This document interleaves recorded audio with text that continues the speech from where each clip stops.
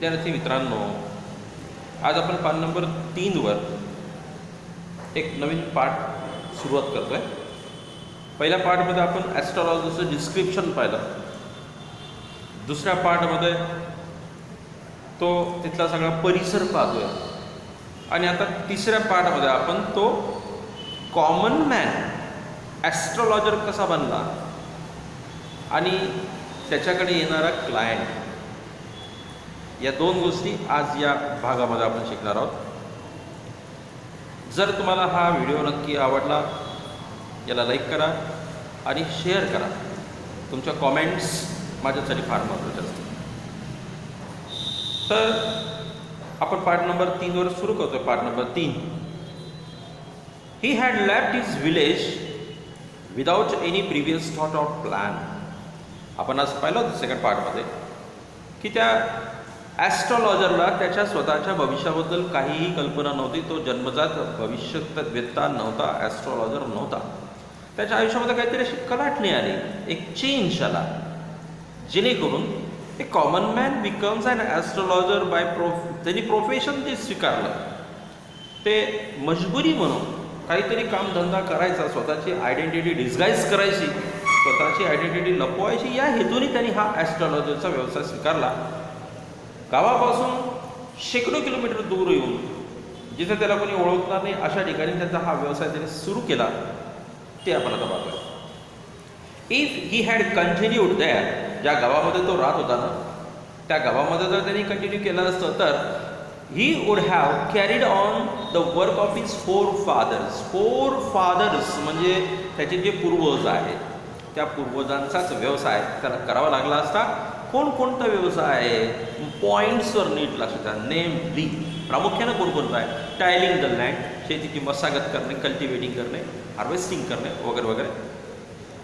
Living, तिथे शेती करायची, जगायचं. मॅरिंग, लग्न करायचं.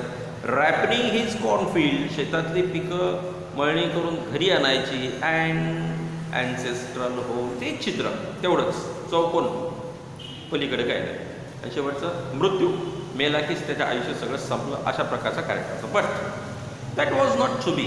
पण त्याच्यात नशिबामध्ये असं काही लिहिलेलं नव्हतं. त्याच्यात काहीतरी परिवर्तन आहे. ते काय परिवर्तन आहे ते आपण इथे आता पाहणार आहोत. He had to leave home without telling anyone. कोणालाही न सांगता त्याला त्याचं गाव सोडावं लागलं. And he could not rest till he left it behind. इथे रेस्ट नावाचा शब्द आहे. रेस्ट म्हणजे विश्रांती नाही. त्याला गाव सोडण्यावाचून पर्याय नव्हता, ऑप्शन नव्हता, अशा अर्थाने. Behind a couple of 100 miles to a villager it is a great deal. त्या विलेजरसाठी मोठी ती किंमत मोजावी लागणार होती. As if and ocean flowed between. दोन, या खेड्यातून आणि त्या खेड्यातून, दोघांच्या मध्ये ओशन म्हणजे प्रचंड मोठं अंतर निर्माण झालेलं होतं. काहीतरी एक मोठं कारण होतं, ज्या कारणास्तव त्याला आपलं गाव सोडून जाणं होतं. ही हॅड अ वर्किंग ॲनालिसिस. आता तो त्याने कुठे अभ्यास केला? तो कसा ॲस्ट्रॉलॉजर झाला? कोणते पुस्तकं वाचली का? नाही. समाज हे फार मोठं पुस्तक आहे. समाजातील प्रत्येकाच्या सुखाचा, दुःखाचा, प्रत्येक चेहऱ्याचा अभ्यास केला तर माणसाला अनेक विद्यापीठातून डिग्री हासिल केल्याचा, प्राप्त केल्याचा अनुभव मिळतो. फक्त माणसाला समाज वाचता आला पाहिजे. फक्त पुस्तकं वाचली आणि समाज वाचला नाही तर तुम्ही काहीच कमवलं नाही. म्हणून इथे आपल्याला समाजातल्या व्यक्तीची सुखदुःख कळली पाहिजे. एक छोटंसं उदाहरण सांगतो. सकाळची वेळ, 4 डॉक्टर मॉर्निंग वॉकला चाललेले आहेत. एक माणूस येतोय समोरून, लंगडत लंगडत लंगडत लंगडत बऱ्याच अंतरावर आहे. आता हे सगळे पुस्तकी किडे आहेत. यांना समाजाबद्दलचं डायग्नॉसिस कसं आहे कसं नाही या उदाहरणातून तुमच्या लक्षात येईल. तर तसा तो माणूस जवळ येतोय, प्रत्येकजण तर्क वितर्क लावते की याला काय झाला असेल.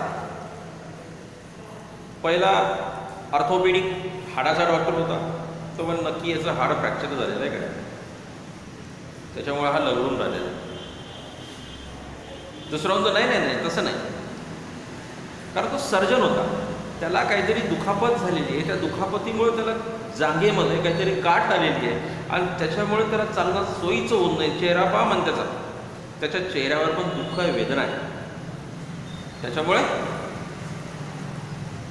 ते पायबी काही मोडला नाही, त्याला जखम झालेली असेल. तिसरा डोक्याला हात लावतो, विचार करतो की याचं काय झालं असेल. तिसऱ्याने विचार केला की याला नक्की काय झालं असेल. याच्या पोटाबिटात दुखत असेल, याचं डोकं दुखत असेल, याचं काही होत असेल. असे वेगवेगळे तिघे चौघ डॉक्टरांनी आपले अभिप्राय मांडले. अभिप्राय मांडत असताना तो माणूस जवळ येतो. ते म्हणतात आता एक काम करू, आपण आपल्या चौघापैकी कोण खरं हे समजून घेण्यासाठी त्या माणसाचीच भेट घेऊ. मित्रांनो, समाज फार मोठा गुरु आहे. समाजातल्या प्रत्येक घटनेवर बारकाईने लक्ष दिलं तर आपण नक्कीच समृद्ध होतो विचारानं, अनुभवानं. जसा तो माणूस जवळ आला, या चौघांनी विचारलं त्याला, कारण तुझं हाड तुटलेलं आहे ना म्हणे. तो म्हणे नाही. दुसऱ्या म्हणतो तुला काही जखम झालीच म्हणतो नाही. तिसऱ्या म्हणतो तुला काही वेदना होत आहे म्हणे नाही. चौथा म्हणतो की काहीतरी विचारतो म्हणतो अजिबात नाही. मग चौघं एकदम शॉक होऊन विचारतात मग काय झालं. तो म्हणतो काहीच झालं नाही, माझ्या फक्त चप्पलेची स्लीपर चप्पल त्याची होती, त्याची ती बटन निघालेलं आहे, ते तुटलं आहे आणि त्याच्यामुळे मला नीट चालता येत नाही, अशी परिस्थिती त्याची होती.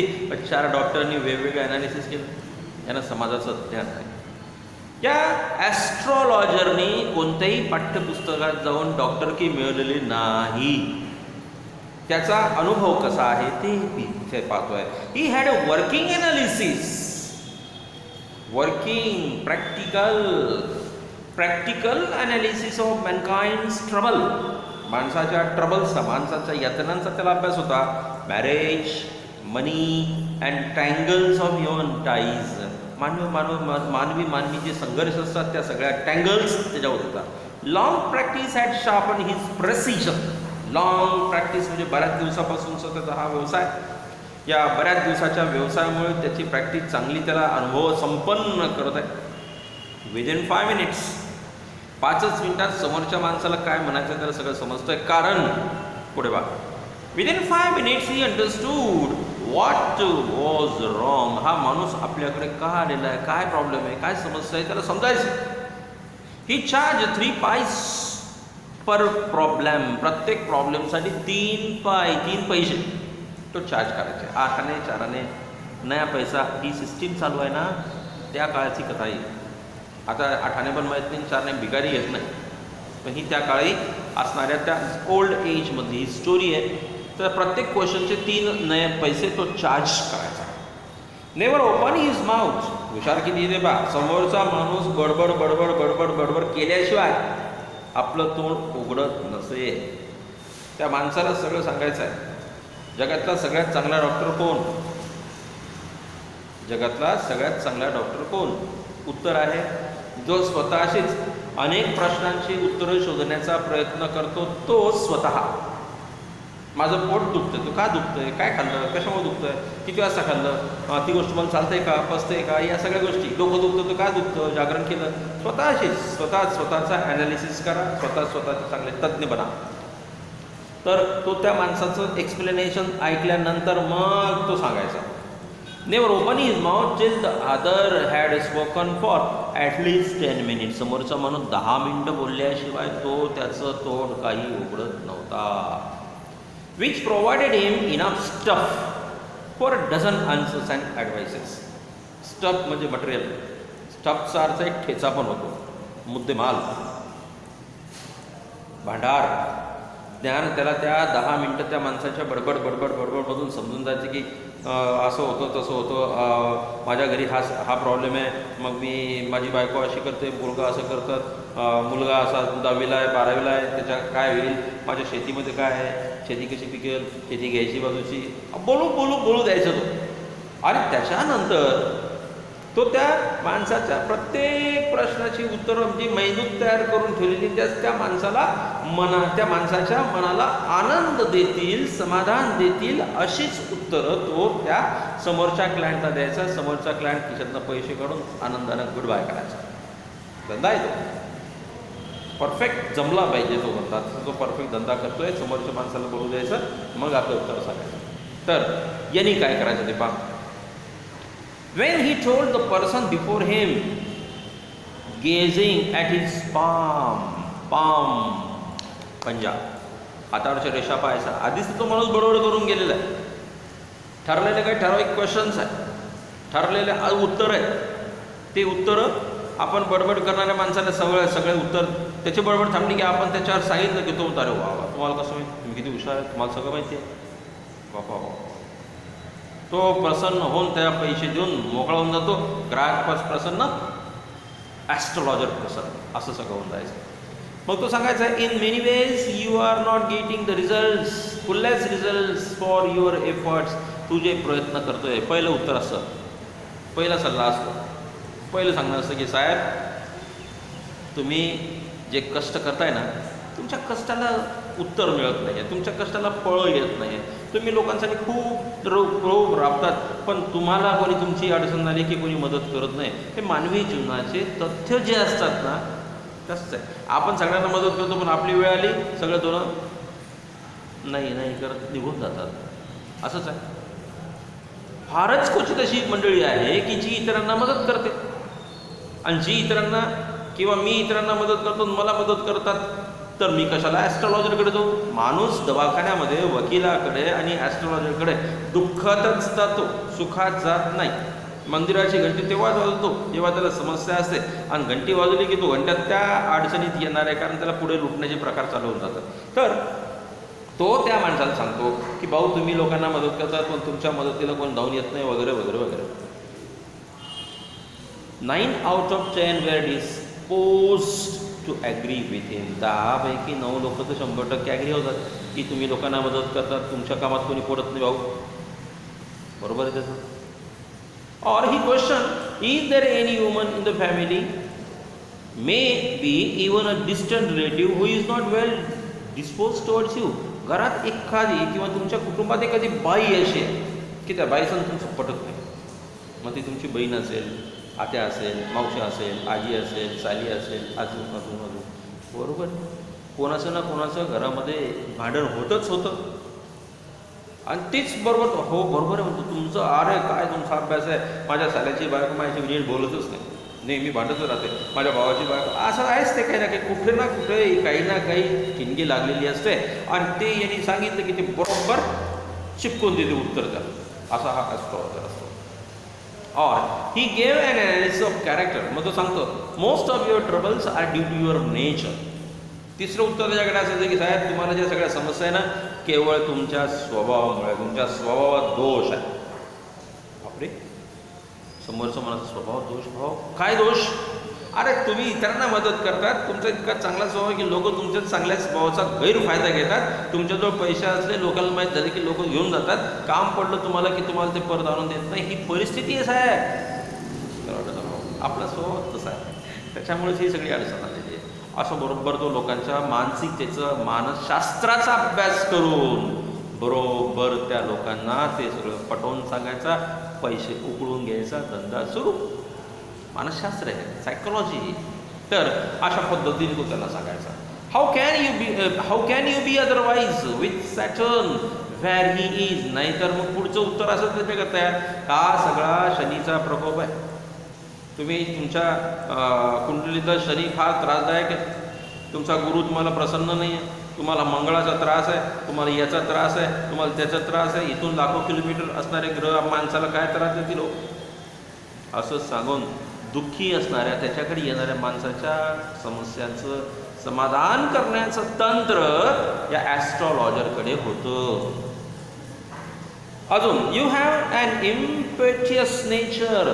इम्पोचियस नेचर म्हणजे इम्पल्सिव्ह, अति उत्साही येतोय, इतरांना पटकन मदत करून टाकतात, काही देऊन टाकतात, काही बोलून टाकतात. त्याच्यामुळे सगळ्या भानगडी निर्माण होतात. हे त्या नेचरमुळे. And a rough एक्सटिरियर.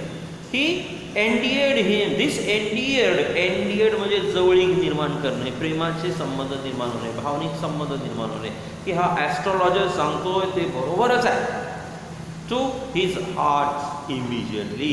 For even the mildest of us loves to think that he has a forbidding exterior. आता अभ्यासू माणूस असेल तर त्या माणसाला माहिती आहे. आता जर समजा कोणी समस्याच नाही, एखादा अंधश्रद्धा निर्मूलन समितीचा सदस्य असेल आणि तो त्या जादूगाराकडे किंवा त्या ॲस्ट्रॉलॉजरकडे गेला आणि त्यांनी सांगितलं की साहेब असं होतं तसं होतं, चुकीचं सांगितलं, तर मग तो त्याच्याकडे सांगायला लागला आणि याला रेकॉर्ड केलं आणि सांगितलं मला याच्यातलं काहीच होत नाही. तो एक्सपोज होतो, तो उघडा पडतो, ही सगळी परिस्थिती निर्माण होते. आणि म्हणून या लोकांना जुजबी ज्ञान असतं. तुमच्या चेहऱ्यावरचं ज्ञान, तुमच्या चेहऱ्यावरचा अनुभव, तुमचं फेस रिडिंग, तुमचे कपडे लत्ते याच्यावरून भविष्य हे लोक सांगतात. त्यांना त्याच्यावरच डिपेंड असतं. बाकी तर तुम्ही बडबड करून सांगितलेलंच असतं. आता संध्याकाळ झालेली आहे. पुढच्या पाठामध्ये घुसतो आपण, पुढच्या पॅसेजमध्ये पान नंबर 4 आपण. तर आता संध्याकाळची वेळ झाली आहे, दुकान बंद करायची वेळ झालेली आहे, प्रत्येकजण घरी जाणार आहे. तो प्रसंग या ठिकाणी आपण पाहत आहे. The nuts vendor blew out his flare and rose to go home. Blew out म्हणजे विझवणे. त्याचं जे मडकं होतं, ज्या मडकवात विस्तव असायचं, ते विस्तवामुळे खाली शेंगदाणे गरम व्हायचे. आता दुकान बंद करायचं आहे, फुकून टाकलं, त्यानं बंद केलं. This was a signal. सिग्नलचा अर्थ साईन, चिन्ह, इशारा, खूण. This was a sign for the astrologer to bundle up. Bundle up म्हणजे दुकान बंद करणे, एंड करणे, गुंडाळणे. Since it left him in darkness. कारण आता त्याच्या त्या फ्लेममुळे याच्यावर उजेडही पडायचा. आता तो बंद केला, आधार पडायला सुरुवात झालेली आहे. Except for a little shaft of green light. दुसरीकडून फक्त हिरवट लाईट आहे. Which strayed in from somewhere and touched the ground before him. तो त्याच्या आजूबाजूला थोडंसं त्या ग्राउंड जमिनीवर, त्याच्या आजूबाजूच्या दुकानावर म्हणजे परिसरातून पडलेला लाईट, त्याच्या त्या कवड्या, त्याचे ते मांडलेलं सगळं दुकान, त्याच्यावर खूप उजेड पडतो आहे. ही पिकअप हीच कवडी शेल्स. त्यांनी आपल्या दुकान बंद करायचं आहे, जे सगळं मांडून ठेवलं ते जमा करायचं आहे. त्याने आपल्या कवडीच्या शेल्स जमा केल्या. पॅराफॅर्नॅलिया म्हणजे त्या सगळ्या ज्या वस्तू त्याला ज्या लागतात, मग ते कार्ड्स असतील, काही ठिकाणी कवट्या ठेवतात, काही ठिकाणी काही ठेवतात, काही ठिकाणी पोपट असतो, कार्ड्स असतात, वगैरे वगैरे वगैरे सगळं साहित्य जे पसरून ठेवलं ते कलेक्ट करतात.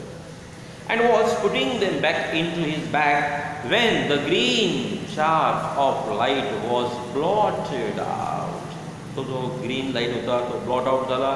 He looked up म्हणजे तिथून अंधार पडला, म्हणजे कोणतरी सावली धरली त्याचा.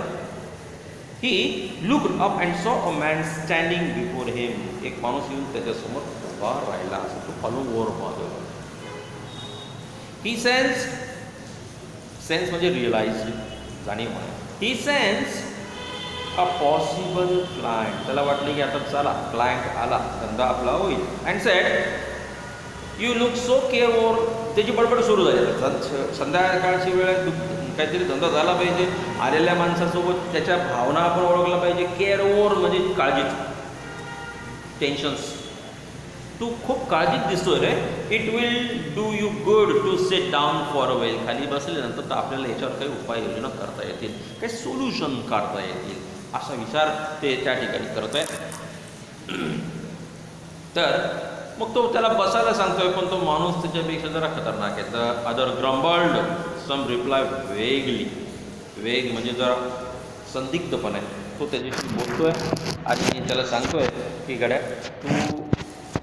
तू काम नीट कर, बाकी काय मला काय बसायला सांगतोय तू. कारण तो जरा आडदांड आहे. त्याची जी प्रवृत्ती आहे, त्याची जी वागण्याची पद्धत आहे, ती वागण्याची पद्धत त्याची जरा रफ आहे. The astrologer pressed his invitation. ॲस्ट्रॉलॉजरने त्याला ते इन्व्हाइट केलंच आहे, आमंत्रित केलंच आहे, पण तो जरा वागायला रफ आहे. Whereupon the other thrust is palm under is nose. त्यांनी हात समोर करायच्या ऐवजी त्याने असं केलं, म्हणजे त्याला इग्नोर करतोय तो. Saying you call yourself an astrologer. तू स्वतःला ॲस्ट्रॉलॉजर म्हणून घेतोस का? The astrologer felt challenged. त्याला वाटलं की चला बाप भेटतोय आपल्याला, हा माणूस जरा अवघडच आहे. And said, tilting the other's palm toward the green shaft of light. तिचा हात घेतला आणि बडबड करायला सुरुवात केली. Yours is a nature. Regular dialogue. तुमचा स्वभाव असा आहे, तुम्ही तो आवाज मी काय बोलतो ते बघ.